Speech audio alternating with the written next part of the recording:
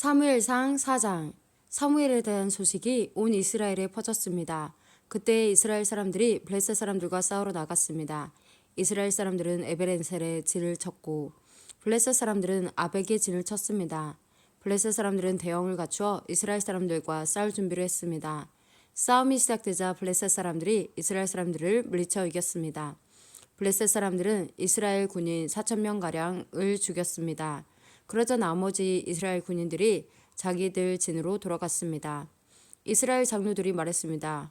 어찌하여 여호와께서는 오늘 우리를 블레셋 사람들에게 지게 하셨을까? 여호와의 언약궤를 실로에서 이곳으로 가져오자. 그리고 그 언약궤를 우리 가운데 있게 하자. 그러면 하나님께서 우리를 원수에게서 구해 주실 것이다. 그리하여 이스라엘 백성은 실로에 사람을 보냈습니다. 그들은 만군의 여호와의 언약궤를 가지고 왔습니다. 엘리의 두 아들인 홈니와 베느아스도 하나님의 언약궤와 함께 있었습니다. 여호와의 언약궤가 진으로 돌아오자 이스라엘 사람들은 모두 기뻐서 땅이 울릴 정도로 크게 소리 질렀습니다. 블레셋 사람들이 이스라엘의 외치는 소리를 듣고 물었습니다. 히브리 사람들의 진에서 나는 이 소리는 도대체 무슨 소리인가? 블레셋 사람들은 여호와의 궤가 히브리 사람들의 진에 왔다는 것을 알게 되었습니다. 그들은 두려워하며 말했습니다. 신이 히브리 사람들의 진에 왔다. 큰일 났다. 전에는 이런 일이 없었다. 도대체 이 일을 어떻게 하면 좋으냐? 누가 우리를 이 강한 신에게서 구해줄 수 있을까? 이 신은 광야에서 이집트 사람들에게 온갖 괴로움을 주었던 바로 그 신이다. 블레셋 사람들아 용기를 내어라. 사나답게 싸워라. 전에 히브리 사람들은 우리의 노예였지 않았는가? 이제 사나답게 싸우자. 그렇지 않으면 너희는 그들의 노예가 될 것이다. 그리하여 블레셋 사람들은 용감하게 싸워 이스라엘 사람들을 물리쳐 이겼습니다. 이스라엘의 군인들은 모두 자기 집으로 도망쳤습니다. 이스라엘은 크게 져서 군인 3만 명을 잃었습니다. 게다가 하나님의 궤를 블레셋 사람들에게 빼앗겼습니다. 엘리의 두 아들인 홈니와 비느하스도 죽었습니다. 그날 어떤 베냐민 사람이 싸움터에서 달려왔습니다. 그 사람은 너무나 슬퍼 자기 옷을 찢고 머리에 재를 뒤집어 쓴 채 달려왔습니다. 그 사람이 실로에 이르렀을 때 엘리가 길가에 앉아 있었습니다. 엘리는 의자에 앉아 소식이 오기만을 기다리고 있었습니다. 엘리는 하나님 궤 때문에 걱정이 되었습니다. 베냐민 사람이 실로에 이르러 나쁜 소식을 전하자 마을의 모든 사람들이 큰 소리로 울었습니다. 엘리는 그 우는 소리를 듣고 이게 무슨 소리냐 하고 물었습니다. 베냐민 사람이 엘리에게 달려와 사실대로 이야기했습니다. 엘리는 그때 98세였으며 앞을 보지 못했습니다. 베냐민 사람이 말했습니다. 저는 싸움터에서 왔습니다. 오늘 싸움터에서 도망쳐 나왔습니다. 엘리가 물었습니다. 여보게, 싸움은 어떻게 되었나? 베냐민 사람이 말했습니다. 이스라엘이 블레셋 사람들에게 져서 도망쳤습니다. 이스라엘 군대는 많은 군인을 잃었고 제사장의 두 아들도 죽었습니다. 그리고 하나님의 궤를 블레셋 사람들에게 빼앗겼습니다. 베냐민 사람이 하나님의 궤의 이야기를 하자 엘리는 의자 뒤로 나자빠졌습니다. 엘리는 문 옆으로 넘어지면서 목이 부러지고 말았습니다. 이는 나이가 많은 데다가 뚱뚱했기 때문이었습니다. 그렇게 엘리는 죽었습니다. 그는 40년 동안 이스라엘을 다스렸습니다. 엘리의 며느리인 비느하스의 아내가 임신하여 아기를 낳을 때가 다 되었습니다. 비느하스의 아내가 하나님 궤를 빼앗겼다는 것과 자기 시아버지인 엘리와 자기 남편인 비느하스가 죽었다는 소식을 듣자 곧 그 여자에게 진통이 왔습니다. 그 여자는 몸을 구부리고 아이를 낳으려고 했습니다. 아기 엄마는 죽어가고 있었습니다. 그때 아기 낳는 것을 도와주던 여자가 말했습니다. 걱정하지 말아요. 아들을 낳았어요. 비느하스의 아내는 정신이 없어 대답하지 못했습니다. 비느하스의 아내는 아기의 이름을 이가봇이라고 지어주며 영광이 이스라엘에게서 떠났도다 라고 말했습니다. 하나님의 궤를 빼앗겼고 자기 시아버지와 남편도 죽었기 때문이었습니다. 비느하스의 아내가 말했습니다. 하나님의 궤를 빼앗겼으니 영광이 이스라엘에게서 떠났도다. 사무엘상 5장. 블레셋 사람들은 하나님의 궤를 빼앗아 그것을 에베네셀에서 아스돗으로 가지고 갔습니다. 블레셋 사람들은 하나님의 궤를 다곤 신전에 가지고 가서 다곤 신상 곁에 두었습니다. 아스돗 백성이 이튿날 아침에 일찍 일어나 보니 다곤 신상이 얼굴을 땅에 대고 여호와의 궤 앞에 쓰러져 있었습니다. 그래서 아스돗 백성은 다곤 신상을 제자리에 다시 올려놓았습니다. 이튿날 아침 아스돗 백성이 잠에서 깨어 일어나 보니 다곤 신상이 또 땅에 쓰러져 있었습니다. 다곤은 여호와의 궤 앞에서 머리와 손이 부러져 몸통만 남은 채 문지방에 엎드려 있었습니다. 그래서 오늘날까지도 다곤의 제사장들과 아스돗의 다곤 신전에 들어가는 사람들은 그 문지방을 밟지 않았습니다. 여호와께서는 아스돗과 그 이웃 백성에게 벌을 주셨습니다. 여호와께서는 피부에 종기가 나는 큰 고통을 그들에게 주셨습니다. 아스돗 백성은 그런 일이 일어나는 것을 보고 말했습니다. 이스라엘 신의 궤를 이곳에 둘 수 없다. 하나님이 우리와 우리의 신 다곤을 벌하고 있다. 아스돗 백성은 블레셋의 5왕을 모이게 하고 말했습니다. 이스라엘 신의 궤를 어떻게 하면 좋겠습니까? 블레셋의 왕들이 대답했습니다. 이스라엘의 신의 궤를 가드로 옮겨라. 그래서 블레셋 사람들은 이스라엘 신의 궤를 가드로 옮겼습니다. 하나님의 궤가 가드로 옮겨진 후에 여호와께서는 가드성에 벌을 주셨습니다. 하나님은 가드의 늙은 사람과 젊은 사람 모두에게 고통을 주셨는데 그들의 피부에도 종기가 나기 시작했습니다. 그러자 블레셋 사람들이 하나님의 궤를 에그론으로 보냈습니다. 하나님의 궤가 에그론에 도착하자 에그론 사람들은 소리를 질렀습니다. 왜 이스라엘 신의 궤를 우리 성으로 가지고 오는 거요?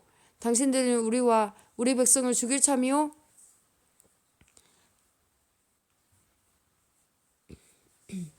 에그론 백성은 블레셋 왕들을 다 모이게 한 후에 그 왕들에게 말했습니다. 이스라엘 신의 궤를 원래 있던 자리로 보내시오. 그 하나님의 궤가 우리와 우리 백성을 죽이기 전에 빨리 그렇게 하시오. 그들은 매우 두려워했습니다. 왜냐하면 하나님이 그들을 너무나 무섭게 심판하셨기 때문입니다. 죽지 않고 살아남은 사람은 피부에 종기가 나서 괴로움을 당했습니다. 그래서 온 성읍이 하늘 향해 크게 울부짖었습니다. 사무엘상 6장. 블레셋 사람들은 여호와의 궤를 7달 동안 자기 땅에 두었습니다. 그 후 블레셋 사람들은 제사장과 점쟁이들을 불러서 물었습니다. 여호와의 궤를 어떻게 하면 좋겠소? 그것을 원래 있던 곳으로 돌려보낼 방법을 말해주시오. 제사장과 점쟁이들이 대답했습니다. 이스라엘 신의 궤를 돌려보낼 생각이라면 빈손으로 돌려보내지 마시오. 허물을 씻는 제사인 속건제물과 함께 돌려보내시오. 그래야 여러분의 병이 나을 것이오. 그리고 그 결과를 통해 과연 하나님께서 여러분에게 벌을 내리셨는지도 알 수 있을 것이오. 블레셋 사람들이 물었습니다. 이스라엘의 하나님께 속건제물로 무엇을 드리면 좋겠소? 제사장과 점쟁이들이 대답했습니다. 피부에 난 종기와 같은 모양으로 금종기 5개를 만드시오. 그리고 금쥐 5개도 만드시오. 금쥐와 금종기의 수는 블레셋 왕의 수와 같아야 하오. 왜냐하면 똑같은 병이 여러분과 여러분의 왕에게 닥쳤기 때문이오. 이 나라를 망치고 있는 종기와 쥐의 모양을 만드시오. 그것을 이스라엘 신께 바치시오. 그리고 이스라엘 신께 영광을 돌리시오. 그러면 이스라엘 신이 여러분과 여러분의 신과 여러분의 땅에 벌 주시는 것을 멈추실 것이오. 이집트 백성과 파라오처럼 고집을 부리지 마시오. 하나님께서 이집트 백성에게 심하게 벌을 내리신 후에야 이집트 백성이 이스라엘 사람들을 나가게 한 것이 아니었소. 여러분은 새 수레를 만드시오. 그리고 새끼를 낳은 지 얼마 안 된 젖소 2마리를 준비하시오.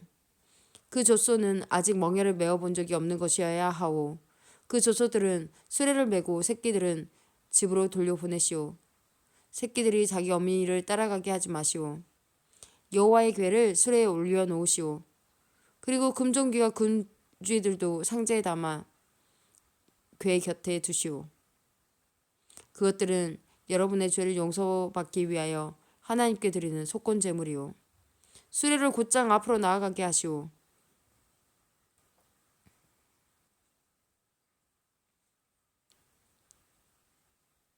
만약 수레가 이스라엘 땅 그리고 수레를 지켜보시오. 만약 수레가 이스라엘 땅 벳세메스 쪽으로 가면 우리에게 이 큰 병을 주신 분은 여호와가 확실하오. 그러나 만약 수레가 벳세메스 쪽으로 가지 않으면 이스라엘의 하나님이 우리에게 벌을 주신 것이 아니라 우연히 우리가 병들게 된 것으로 보면 될 것이오. 블레셋 사람들은 제사장과 점쟁이들이 말한 대로 했습니다. 블레셋 사람들은 새끼를 낳은 지 얼마 안 된 젖소 2마리를 가지고 와서 수레에 메우고 그 새끼들은 집으로 돌려보냈습니다. 블레셋 사람들은 여호와의 괴를 수레에 올려놓고 금쥐와 군중기들이 든 상자도 수레에 올려놓았습니다. 그러자 소들은 벳세메스 쪽으로 곧장 갔습니다. 오른쪽으로나 왼쪽으로 치우치지 않았습니다. 블레셋의 왕들은 소들의 뒤를 따라 벳세메스의 경계까지 갔습니다. 그때 골짜기에서 밀을 베던 벳세메스 사람들이 눈을 들어 여호와의 궤를 보았습니다. 여호와의 궤를 다시 보게 된 그들은 매우 기뻐했습니다. 수레는 벳세메스 사람이 여호수아의 밭으로 와서 큰 바위 곁에 멈춰 섰습니다. 벳세메스 사람들은 수레에 나무를 잘라냈습니다. 그리고 소를 잡아서 주께 제물로 바쳤습니다. 레위 사람들은 여호와의 궤를 내려놓고 금지와 금종기 같은 상자도 내려놓았습니다. 레위 사람들은 그 두 상자를 큰 바위 위에 올려놓았습니다. 벳세메스 백성은 그날 태워드리는 제물인 번제물과 희생제물을 여호와께 바쳤습니다. 블레셋의 5왕은 이 모든 일을 지켜보고 그날 에그론으로 돌아갔습니다. 블레셋 사람들이 보낸 금종기는 여호와께 바치는 허물을 씻는 제물인 속건 제물이었습니다. 금종기를 보낸 마을의 이름은 아스돗, 가사, 아스글론, 가드, 그리고 에그론입니다. 블레셋 사람들은 금지도 보냈는데 금지의 숫자는 블레셋 왕들이 맡은 마을의 숫자와 같았습니다. 금지를 보낸 마을 중에는 성벽을 가진 굳건한 성도 있었고 시골 마을도 있었습니다. 벳세메스 사람들이 여호와의 궤를 올려놓았던 큰 바위는 지금도 벳세메스 사람 여호수아의 밭에 그대로 있습니다. 그런데 벳세메스 백성 중 여호와의 궤를 들여다본 사람들이 있었습니다. 그러자 여호와께서는 그들을 쳐 70명을 죽이셨습니다. 벳세메스 백성은 여호와께서 자기들에게 그토록 무섭게 벌 주시는 것을 보고 소리내어 울었습니다. 그들은 이렇게 말했습니다. 누가 이 거룩하신 하나님 여호와 앞에 설 수 있겠는가?